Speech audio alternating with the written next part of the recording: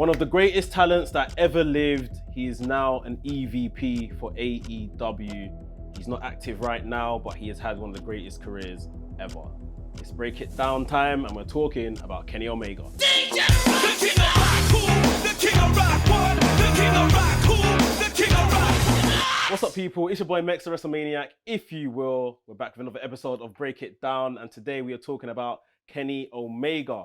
We've got a panel in front of me that are going to do all the hard work in deciding his key attributes as we do on this show. Del Boy from WRESTHINGS. Del, what are you saying? I'm good, how you doing? I'm good, bro, I'm good. Charlie from Wrestle Purist, how are you? I'm good, thank you. Good to be back. And NK WRESTHINGS, what are you saying, bro? Yes, I'm feeling good. Good. We're going to chat about Kenny Omega. Guys, let's go straight away. Some favourite Kenny Omega moments. Becoming leader of Bullet Club. The leader of Bullet Club, yeah. Him actually joining Bullet Club, Okay. that was dope. Yeah. G1 Climax 26, man. When he won, just the final two matches he had, and then the pyro, the promo, sensational. Yeah. For me, I think when he beat Okada. Like, by the time I was watching that match, tired. I'm emotionally drained. I didn't think it was ever gonna happen. He finally overcame this guy, and cemented for me that, you know, he's one of the best gaijins that we've seen over there in Japan. But what we're going to do today, as you know, we're going to rate his attributes: aesthetic, promo, in-ring ability, and legacy. Scores out of 5s, you can go 0.5s as well. And we're going to see where he ranks with other wrestlers that we have talked about in this series. So guys that are watching at home, hit the subscribe button, hit the like button. I know you're going to enjoy this one. Today we're going to break it down for Kenny Omega. Right, so firstly, we're going to start off with Kenny Omega's aesthetic. This is his entrance music, his attire, his entrance in general, you know, everything that kind of packages him as the wrestler he is. So, scores on the boards, guys. Let's see where people are going. We're going to start with NK. What's the score you're giving Kenny Omega? 4. 4. Del Boy? 4. 4. And Charlie? Oh, I'm the high person. I'm at 4.5. 4.5. Okay, so what really does it for you? And as well, why not a 5? I think not a 5 because of there's just something missing sometimes with some of his presentation. But I went 4.5 because he's got 2 such iconic theme songs, and he has one like for when he's a babyface and when he's a heel. Like that works so well for him. And Devil's Sky in the Tokyo Dome is one of my favorite experiences. But yeah, like his gears, like he's done so many iconic gears. Like the one that jumps to mind is like the one that he did for Undertale, in the Halloween episode. And yeah, so I don't know, man. He's got such a good aesthetic, but there's just always just a little bit of something missing, I think. Del, what do you think that thing is that's missing, in your opinion? I don't know, I feel like when it comes to Kenny Omega, when it comes to his aesthetic, like sometimes with some of his gear, like some days he looks very well put together. There's other times that he just looks very drab. He just puts everything, he just throws on whatever he has on. But I think aesthetic-wise, in terms of like the gear, entrance, like you said, like the entrance music's amazing. I think his entrance gear is good. I think for me, a lot of the times, because a lot of it is based on like Final Fantasy and certain things that I'm not into, for me it kind of like takes me out of it. But other than that, I don't think that takes away from him. But yeah, for me, it's just not a 5 in that regards. But yeah, I don't know I couldn't tell you what's missing. Yeah, for me, it's just peaks and troughs. Like, I feel like Kenny Omega at his peak, when he's well put together, like at his peak, he's a 5. Yeah. But it's not maintained consistently. That's the thing. It's not like, for example, like Del said, I'm a big Final Fantasy fan. So when he came out of Wrestle Kingdom at Sephiroth, I lost my mind. Makes sense. I lost my mind. And I think of like, for example, like the cleaner. That whole look was cold. Was fun with the leather jacket. That was phenomenal. But even the hair dye as well. Yeah, it was sensational. But then I see him on some random Dynamites, and I'm like, this is bare bag. Or there was the time where he was wearing the super baggy trousers, and I was like, so it's even the elbow pads. Like sometimes he looks good with elbow pads without it. And then some of his Wrestle Kingdom, as much as I love Wrestle Kingdom 11, I don't like the Terminator entrance. Really? I don't like it. I don't like that one. I think it's bad. I don't like that one. I don't like the Wrestle Kingdom 12 one. I like the Wrestle Kingdom 13 one. But even the attire for that one is a bit, I don't know, it's hit and miss. But I just think when he hits, he's out of this park. So that's why it's a 4. Okay, so 4, 4.5. I think I could go down to a 4. It makes sense. Yeah. Cool. Okay, let's get 4s on the board and hold it up to the camera. Kenny Omega, aesthetic, 4. Right, so next we are talking promo. Something that is very controversial, always debated when it comes to Kenny Omega. His promo ability. Is he a mic man? Does he sell feuds well on the mic? Legendary promos, segments that he may have done. What are we thinking, guys? We're gonna start with NK. 3. 3. Charlie. 3. 3. 2.5. 2.5. So again, we're in the same ballpark. You may be less impressed. Let's hear Do you it know now. what it is? One thing I'll say is, I think when it comes to wrestling fans, there's a misconception that a good promo is someone that has memorable promos. I don't think that's not necessarily true. Yeah. You can be a great promo and not have a memorable promo. But in terms of Kenny, like the way I look at him sometimes, I don't look at him as like someone that cuts promos. He just talks to the crowd a lot of the time, and he does a lot of like his New Japan backstage segments are always good. I think when he's in more of like a casual thing where he's able to kind of like get his point across, he's great. Or if he's in a position where he has to do a retort, so like the stuff he done with Ospreay last year, where he was just making comments and just throwing digs. Yeah. When he's in that bag, he's absolutely excellent. But then there's other times where I'm just like, can't lie, you come across very corny. But I mean, I don't think that takes away from anything else that he does. I think it works with him because Kenny is kind of like a goofy person that just knows when to put it on. So I think some of my favorite Kenny promos are the ones he cuts in Japanese. Oh yeah. I just think like I didn't even the factor one that against in. Ospreay, I thought that this cheeky sod and obviously because Ospreay could actually speak English, and I think he's more comfortable in those settings. What do you guys think in terms of what you gave him? Yeah, I gave him a 3 because I think the belt collector run, his AW title run, really he showed me improvement. Yeah.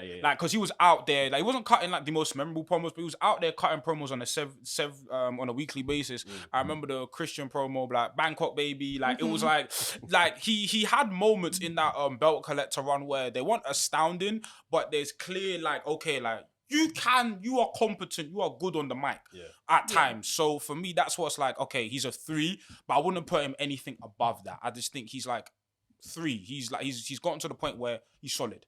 Yeah, I agree. I put him as a 3 because he's willing to just play with ideas and work with anything and try and just improve his promo game all the time. He actively did get better in AEW as well, but his heel promos, when he's in the depth of a feud, some of his stuff against Hangman was just so good.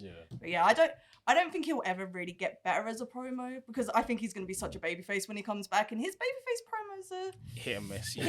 More hit than miss, more miss than hit, to be honest. So, well, low in I love him either way, but he's just not the best on the mic. But I think we can all agree he's a better heel promo than he's a babyface promo. Absolutely. Yeah, that's probably the case for most people though. But yeah, that's cool. 3, 2.5. Are we dragging them down or what are you saying? No, I want to, but for the sake of time, you may raise good points. I completely forgot about the Japanese as well. So for that, I'll bump him up to a 3. Right, so 3's on the board, guys. Kenny Omega, promo ability, 3. Right, so next we are talking about Kenny Omega's in-ring ability. What this guy does between the ropes. Moveset, signature moves, signature finishes, match catalog. Charlie, we're going to start with yourself. What, with 5? 5. NK? 5. 5 plus 5 equals 10. Big 5 over No, it's there, a 10, man. girl. It's a 10. NK. I mean 5, yeah, so 5. I'll give you the floor. Talk to me about Kenny Omega. Where could I start? I mean, this guy has, in my opinion, the greatest match I've ever seen against Okada. That series is storied enough. But I think Kenny Omega is one of the most versatile wrestlers I've ever seen. Yeah. Whether it's tag team match, do it. Trios match, done it. Hardcore match. When the matches he had against Moxley, sensational.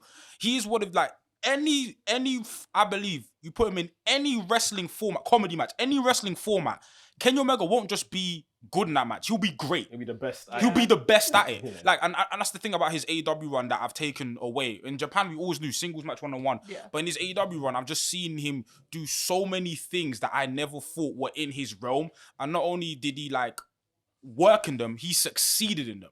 So for me, it's unquestionable. He's my favorite wrestler of all time because of his in-ring.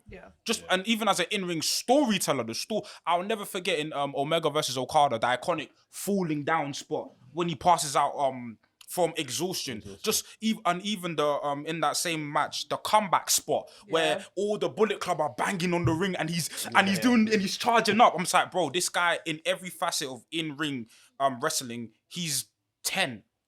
Charlie, anything to add?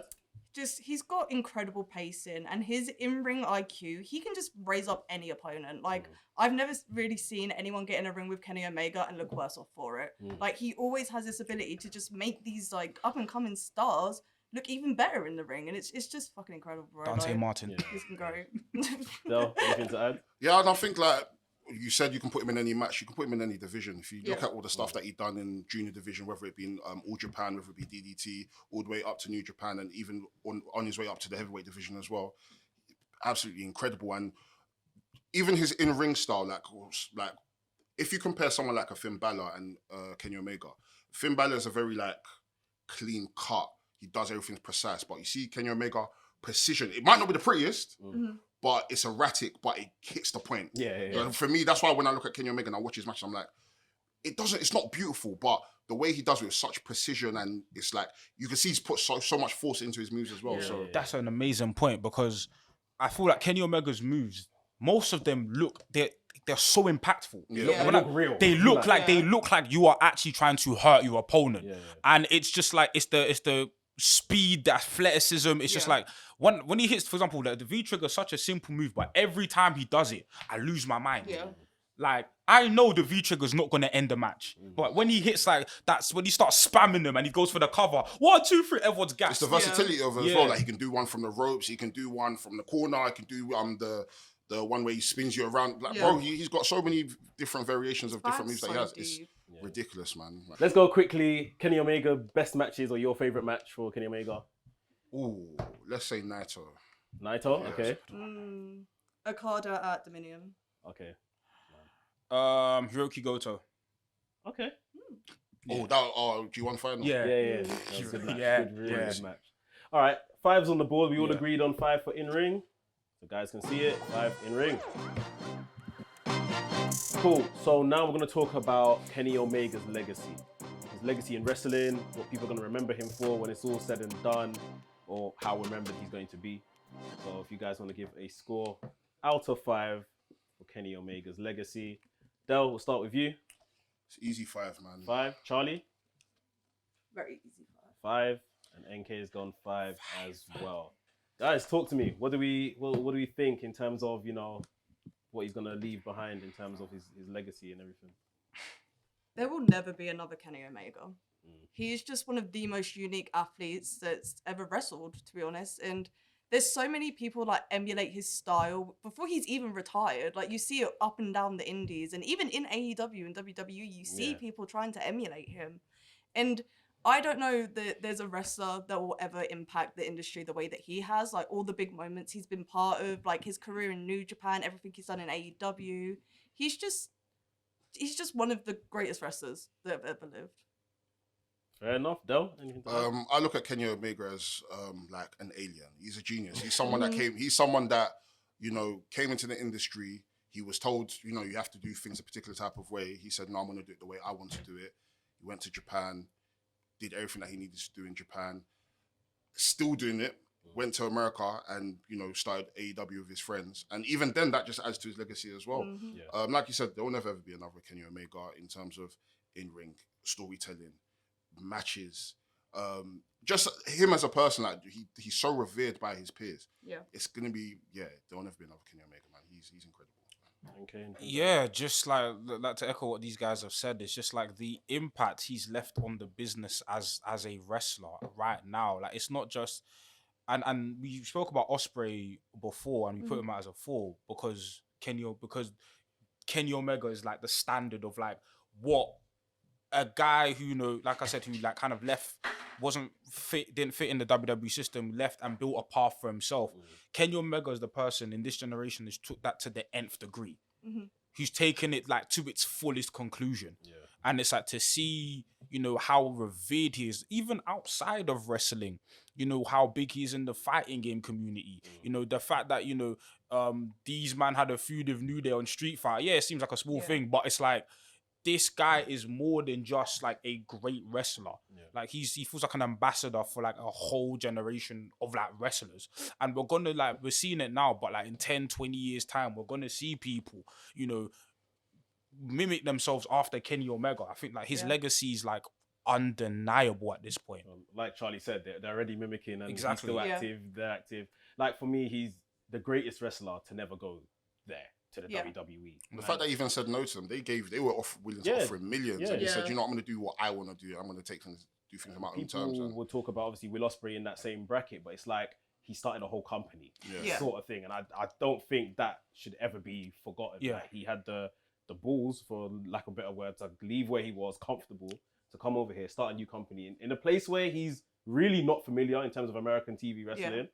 And smashed it. Company smashing it. And then you mentioned again, but down to Will Ospreay, like when Kenny Omega left, there was the whole conversation about who's going to replace him, who is the next person. And now obviously Jay White and Will Ospreay have not gratefully like formed their own path, but a lot of the time, even them two could admit it was like, oh my god, how do we recover from the shadow of like what Kenny did in Japan? How do we follow suit? Yeah, exactly. Yeah, no, definitely. You know, guys, hold it up for the camera. 5s all around and well deserved for Kenny Omega's legacy. Right, guys, so the scores are in. I've totted them all up. Kenny Omega out of 5, 4.25. 4.25. I think it was maybe the promo that might have dragged him down a bit. But generally speaking, what do you think about that score? I thought it would be like a 4.5. Yeah. Like the promo dragging him down is fair because that's his weakest attribute, isn't it? Yeah. But yeah, like I guess for me, like I've said before, he's my favorite wrestler of all time. Like he rejuvenated my love for like professional wrestling. Like I remember watching, and I was a skeptic on him when I first saw him as a junior. I was like, okay, cool. But when he like filled the shoes of AJ Styles, which for a long period of time was like my favorite wrestler ever. Yeah. And just the Kenny's peak, I'd say from like 2016 up until maybe 2019. I have never seen anything like that. I have never, ever seen just the output from a wrestler like that. So for me, like, he's my number one of all time, and I don't see that changing. I'm happy if it changes because that means I see another phenomenal wrestler. But for me, he's number one for me, man. Yeah. We'll end the show on this question. Obviously, Kenny's ill right now. We wish him to come back soon. Yes. One last match, if he's to come back into AEW and have one last match with someone that's there, someone maybe he doesn't wrestle before, what do you guys want to see? Could it be any company? Let's try and keep it AEW or... Feck. Anyways, AEW. 101. Come back to me. I need to think of this 200 people roster. Bryan Danielson. I think that one definitive, one like maybe no time limit, whatever, no time just finish that. Because I think those two are like for a lot of people like 1 and 2 or 1A, 1B. Yeah, cool. Charlie, anyone in mind? Yeah, probably Bryan or Hangman. I would love to see them do it with the roles reversed, with Hangman being a heel and Kenny being a babyface. I would love to see that, but either Bryan or Hangman, I think. I'll say Swerve Strickland. That's a great one. Yeah. Swerve's got there now, so yes, I hear it. Guys, thank you for joining me on this one. Big up NK WrestThings, Del WrestThings, and of course Charlie Wrestle Purist. Thank you for having me. me. Hope to see you back. Guys, in the comments, let us know what you think about Kenny Omega, aesthetic, promo, in-ring ability, and legacy. Subscribe to the channel if you're new here, hit the notification bell and like the video, and we'll see you in the next one. The king of rock, the king of rock, one.